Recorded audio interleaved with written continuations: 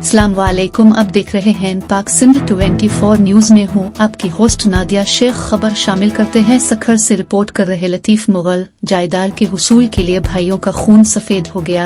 Revenue अमले के साथ मिलकर बहनों का मलकियत से महरूम कर दिया। मुतासरा ख्वातीन का इंसाफ के लिए एहतजाज। इंसाफ दिलाया जाए, मुतासरा बहनों की बाला हुकाम से अपील।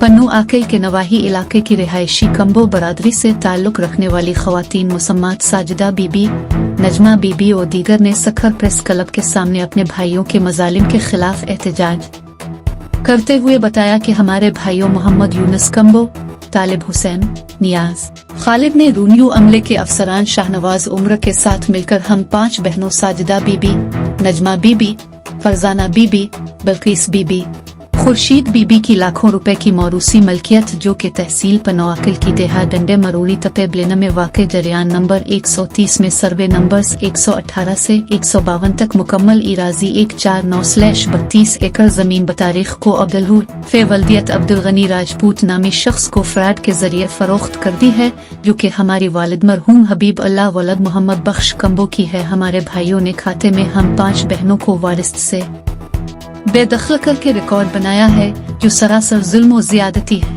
हमारे वालिद को फौत हुई साल से जायद अरसा बीत गया है। खवातीन ने बताया कि हमारे जालिम भाई हमें अपने मरहूम वालिद की दीगर मौरूसी मलकियत से महरूम रखना चाहते हैं। हमारी जानिब से बारहा शिकायत पर हमारे भाई हमारे जानी दुश्मन बन गए हैं और हमें संगीन नताइज भुगतने की धमकियां देते हैं। इंसाफ के लिए दर दर की ठोकरें खा रहे हैं।